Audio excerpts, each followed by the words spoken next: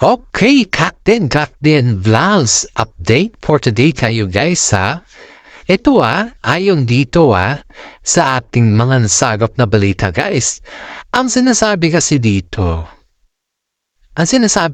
guys is parang umiiwas na daw or umiiwas na sila Alden Richard at saka si Catherine Bernardo sa lahat ng bagay gawa daw kay Daniel Padilla. Yan yung ayon dito sa ating mga legit na sources. At yan din yung mga sabi ng mga chika-chika. Gaya ni Ogie Diaz at sa mga iba pa guys. Pero ang katotohanan guys.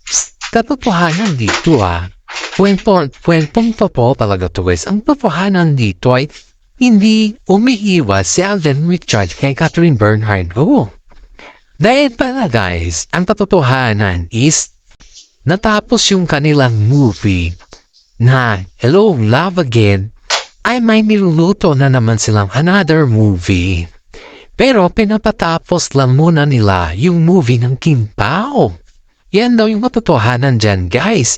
Hindi yung humihingas si Alden at hindi nga na tinutuloy yung panliligaw. Hindi guys, walang ganon na situation.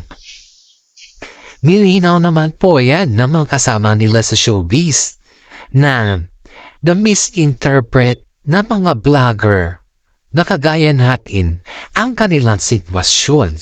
Yan yung katotohanan dyan guys na misinterpret ang mga vlogger yung mangyayari kasi nga po makaiba kasi sila ng network. At saka si Alden Richard naman guys, habang wala pa siyang ginagawa, syempre, ikaw ba naman yung walang trabaho at wala kang ginagawa, diba? Mapapaisip ka kung ano-ano na naman dyan. Yan yung katotohanan dyan, guys. Kung ikaw naman yung nasa kalagayan nila, magkaiba kayo ng network at nasanayan niyo yung isa't isa, syempre, doon na papasok yung makapag-isip ka na lilipat ka ba sa network niya? Ano ba yung dapat mong gawin? Or maghanap ka ba ng mga ibang pwedeng pagtabawan dyan? O diba? Parang yung nangyayari guys eh.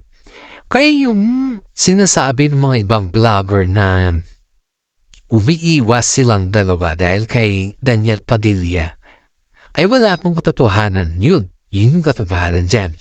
Ay yung mga nagtatanong sa akin dyan ng mga fans na mga Captain ay talagang sinasabi ko na walang katotohanan yung pinagkakalat nila. Kasi nga po, ang basis lang nila dito, kaya daw hindi tinuloy ni Alden yung panliligaw niya kay Katnay dahil nag-usap sila Catherine Bernardo at saka si Daniel Padilla sa dressing room.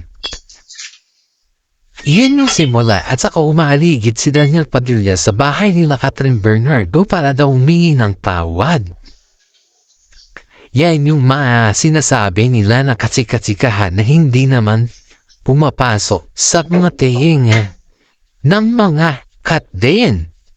Pero ang Captain guys is hindi umiiwas Alden Richard kay Catherine, kundi umiiwas lang sila sa mga maraming tao. Umiiwas lang din sila sa mga marites kasi nga, inuulit ko, makaiba sila ng network. May kanya-kanya din silang buhay guys. May kanya-kanya din silang diskarte kasi may mga pamilya ito na inuobliga. Ang dami nilang obligasyon sa buhay, hindi lamang bilang isang fans na kagaya natin, na yun lang yung gusto nila. Hindi po ganun guys, hindi po ganun yung kanilang buhay. Abang sikat sila, mas marami yung kanilang obligasyon. Yun po yung makikita natin dito. Ay mga sinasabi na mga iba guys na ganito o kesa ganyan, totoo yun. Walang halong biro yung guys yung katotohanan na wala na ang Captain. Hindi po yan, wala pong ganun guys. Wala na ang Captain or wala na something kasi nilinaw na nila na nabalikan na daw sila Catherine Bernardo at saka si Albert at saka si Daniel Padilla. Sa totoo lang guys, ayaw na marinig na makipabalik at Catherine Bernardo kay Alden, kay Daniel Padilla. Kasi ang dami niya, ang dami nang nangyayari guys eh. Hanggang sa ngayon guys, hanggang sa totoo lang hanggang sa ngayon ay patuloy pa rin yung chika. Patuloy pa rin yung issues pagdating dun sa mga dati nilang negosyo. Hindi pa yun naaayos guys.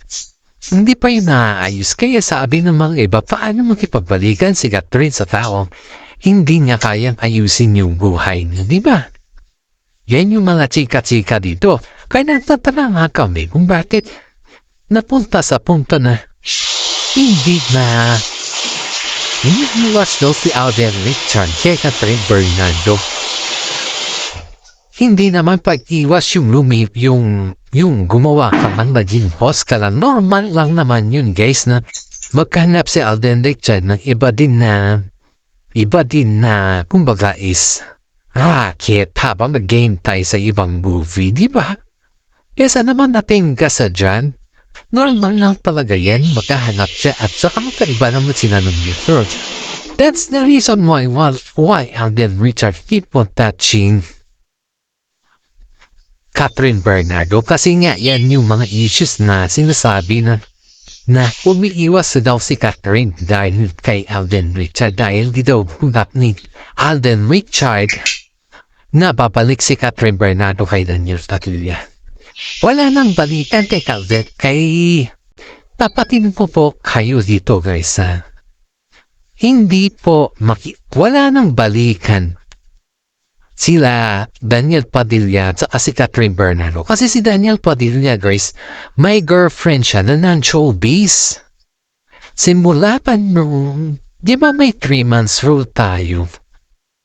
Kasi yung 3 months rule kasi sa relasyon, kapag kayo ay bagong break up pala, baka kung sakaling magbalikan pa kayo after 3 months, ginawa yung 3 months rule na yun. Kasi baka may tendency na magbalikan at maayos pa rin lahat.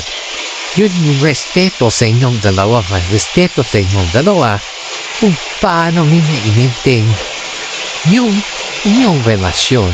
Yun yung 3 months rule. Pero yung 3 months rule na yun guys, tila Daniel Padilla so kasi Catherine Bernardo, wala nang ayos-ayos na nangyayari. Dahil talagang tinuldukan na ni Catherine si Daniel Padilla. Sabi nga daw ni Catherine dito na hanggat maaari, ayaw niya nang marinig yung pangalan na DJ sa kanya. Yun dito sa ating mga legit na sources list. Kaya tayo Kaya tayo whistle tayo mapanro o wag tayong manloko ng kapwa natin. The same panloko kasi tingnan mo na lang yun nangyari dito. Inaasahan mo na gawin nilang lahat or something which is yung magiging incredible ba? Pero ano nangyari? Asan na lang ang kulang, diba? Lahat yung mga sinasabi na pasal na lang ang kulang. Anong nangyari? Bakit walang pasal na nangyayari, diba? Kasi yun yung tinatawag natin na hindi pa sila hindi pa sila hinog para sabihin kasan na lang ang kulang dahil hinog lang sila sa kanilang ginagampan ng movie. Pero yung katotohanan dyan guys, kapag obligasyon ng nagtanong sa'yo, obligasyon ng naghahanap sa'yo, ibig sabihin hindi pa sila tama or hindi pa talaga sila hinog pagdating sa obligasyon na mag-asawa. Wala pa naman talagang kumbaga hindi pa sila ready kaya naghiwalay sila. Yun yung katotohanan dito kay sila Kat din at saka si Daniel Padilla at saka si Catherine Bernardo guys. Pero dito sa Kat din, nasa tamang edad na sila at saka si Alden naman hindi naman to mama's boy or daddy's boy. May sariling decision to si Alden. Kasi siya naman talaga yung driver sa kanyang buhay. Kagaya ni Daniel Padilla na kahit anong mangyari, nandiyan pa rin yung nanay niya na sumusuporta sa kanyang manggalawan. Pero si Alden na to ay wala guys, malayo, malabo. Kaya maraming mga netizen ang nagsasabi na hindi tama na husgahan nila si Alden Richard na lumalayo kay Catherine Bernardo dahil kay Daniel Padilla. At saka mismong si Mami Min pa nagsasabi na kumbaga is pinilang daw yung welcome sa kanyang bahay. Ewan natin kung welcome pa rin ba si Daniel Padilla sa kanila. Hindi natin alam kung welcome po or hindi na. Kasi sa pamilya kasi ni Catherine Bernardo, talagang tinodo nila yung pagmamahal nila kay Daniel Padilla noon eh. Ang alam pa nila, si Daniel Padilla na yung root to forever ni Catherine. Si Daniel na yung lahat-lahat. Yun pala, kaya lang pala ganun yung taktika or parang kumbaga is kaya lang pala plugging naalagaan ni Daniel Padilla si Catherine sa publiko dahil may utang pala ang pamilya ni Daniel kay Catherine. Yun pala yung katotohanan dyan guys, may utang pala yung pamilya ni Daniel kay Catherine. Kaya nga nabibigla yung mga pamilya ni Daniel kung bakit nagkaroon ng utang si Daniel kay Catherine samantala ang dami niyang mga ginawang movie. Ang dami. At kaya rin pala ganun yung pag-alaga ni Daniel kay Catherine. Dahil, siyempre, ikaw ba naman tong babae sa babae ka umuutang? Parehas naman kayo. Diyan mo makikita talaga yung hanap na hindi na pagmamahal ba kundi ginagamit mo lang din yung tao. Pero kay Alden Richard Jaisa, kahit magkasama sila sa movie kahit ang dami na nilang pinagdaanan, hindi mo man lang nasabi or nakita kay Alden Richard na kinokontrol niya si Catherine Bernardo. Pero itong si Daniel Padilla, kinokontrol nito si Catherine Bernardo. Kinokontrol na yung galaw ni. Siya yung tagapag-control siya din yung tagapagsalo sa lahat. Kapag may mga interview si Daniel Padilla sinasalo ni para hindi makapagsalita si Catherine Kubka kasi madulas si Catherine. Masabi niya na ang laki ng utang ng pamilya ni Daniel sa kanila. Yun yung katotohanan dito guys. Kaya na hindi ginagamit ni Daniel Padilla yung Lamborghini masyado. Nasasakyan nila ni Kat dahil halos pala kay Catherine yung sasakyan na yun. Kala mo kay Daniel Padilla, hindi. Kay Catherine pala yun. Kala mo lang Pero tignan mo ngayon kay Alden Richard. Napakasimple. Nakakapagsuot si Catherine Bernardo kung anong gusto niyang susuot. Nakakapagbikini siya. Nilalabas niya talaga yung siya. Compared kay Daniel Padilla noon na halos hindi mo makitaan ng katawan ba.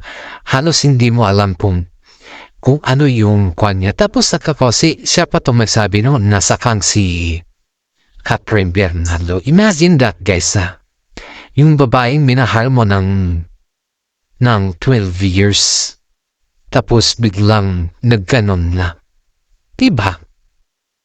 Sipin mo to yung mga nangyayari sa ganyan na sitwasyon ay masakit yan para kay Catherine kasi isa siyang babae, yan yung pinakamasakit sa lahat. Pero yung pag-isipan ka, ang sabi nila si Daniel Padilla napakasiloso pagdating kay Catherine Bernardo. Pero siya siloso niya pagdating kay Catherine Bernardo. Pero siya, tingnan mo siya. Kung talagang selos na selos ka may ugali kang ganon, dapat sana huwag ka mang babae, diba? Di siya ng babae kasi siya yun yung kanya, yun yung hirap na dito ng babae siya. Tapos si Catherine Bernardo pang pinagbintangan na may ganon. Si Catherine Bernardo pa ang pinagbintangan niya na may something. Malapit kasi, si Kat kasi po is malapit siya sa mga lalaki na mga friend niya. Pero pag nandiyan na si Daniel Padilla, ayaw niya na may mga lalaki na kikipag-close kay Catherine. Catherine Bernardo, ang gusto lang na siya lang. Yun lang, ganun siya. Sana lang, tapos nandiyan na si Catherine Bernardo, ganun lang. Hindi masyadong very sensitive. Si Daniel very sensitive yan siya pagdating kay Catherine Bernardo. Ayaw niya talaga na may dumalapit kay Catherine na yun niya talagang gusto niya lang talaga yung siya lang. Kaya madaming mga babae ang nagsasabi na si Daniel Lucas nila, si Daniel lahat. Kasi nakikita mo yung pagka-gentleman ni Daniel. Dahil napaka-gentleman naman ni Daniel kay Catherine dahil ginagawa niya yun dahil may rason. Pero itong si Alden Richard guys, voluntary niyang ginagawa yun at saka walang rason. Ang gusto lang niya is yung ligawan si Catherine Bernardo. Yun yung gusto niya. Ligawan si Catherine Bernardo at ipakita sa publiko na kaya naman talaga niyang tumindig sa sarili niyang pa. Yun yung katotohanan dito. Di yung gaya ni Daniel Padilla na hindi pa siya ready sa lahat. Sipin mo, ganun na edad, tapos nandyan ka pa, nanay mo pa nag-awak na itim. Parang may mali naman ata dun, di ba? Itong si Alden Richard, walang ganon. Siya mismo kusa, umawak ng sarili niyang pera. At alam niya kung paano niya hawakan yung pera. Yan yung pinakamasarap dito, yung alam niya kung paano siya umawak ng pera. Hindi kagaya ng mga iba na pinapakita mo dito na parang ikaw lang. Diba? Kaya may time guys na nag-outing itong dalawang to, si Catherine Bernardo at saka si Alden Richard. Pero hindi to sinasa publiko. Ayaw kasi nila na nagkakaroon ng mga issues sa publiko. Dahil may binubuo na naman kasi silang movie guys. Yan yung palagi natin tatandaan. Pag may mga movie kasi na promote or na binubuo ng isang tambalan parang nagkaandalayo mo na sila dyan. Para sa ganun is makitaan sila na may bago na naman movie nagkasama naman sila. Ganun kasi yung mga reflection or effect sa mga tao guys. Ganun katindi daw. Ayun dito sa ating mga legit na sources. Yan po yung sabi din ng mga management sa loob. Kasi pag tumatagal daw yung love team kasi parang nahuhumay na yung tao. Pero sobrang sikat halos yung love team ng Katniel is halos hanggang ngayon, ilang taon na, 12 years hanggang ngayon. Ganun pa rin ka landik sa mata ng Pilipino kasi halos love team kasi. Nag-start sila sa hanggang ngayon. Sipin mo yan na. Pero kayang-kaya naman ni Alden panindigan si Catherine May sarili naman na negosyo si Alden kumbaga Wala na siyang hanapin kasi nandun na lahat. Wala ka na din hanapin kay Alden. Kasi lahat naman may pera siya, may trabaho siya, may ipon, may business. Yun yung pinag-aabalahan ngayon ng Kat din. Lalong-lalo na si Alden Richard, talagang negosyo talaga yung utak nito. Negosyo ganon, career negosyo ganon lang Yun talaga yung gusto ni Alden kasi guys. Kaya tayo dito hindi naman natin pwedeng baguhin kung ano yung nakagisnan ng dalawa kasi kanya-kanyang negosyo naman sila Kanya-kanyang negosyo at hindi lang yan. Kumbaga, ang dami pa nilang iniisip. Ang sabi nga ng mga iba dapat maging ready sila at the age of 35 na. Yun yung sinasabi ng mga iba. Pero sa mga iba naman guys, kasi sinasabi nila is hanggat okay pa. Hanggat nandyan yung opportunity, dun sila. Kaya ngayon guys is spotted again ang Kat din. At parang may binubuo sila na gimmick sa ngayon. Kaya shout out natin sa manonood sa atin. At alam kong taghintay na kayo sa ating updates. Maraming salamat. At God bless po sa ating lahat.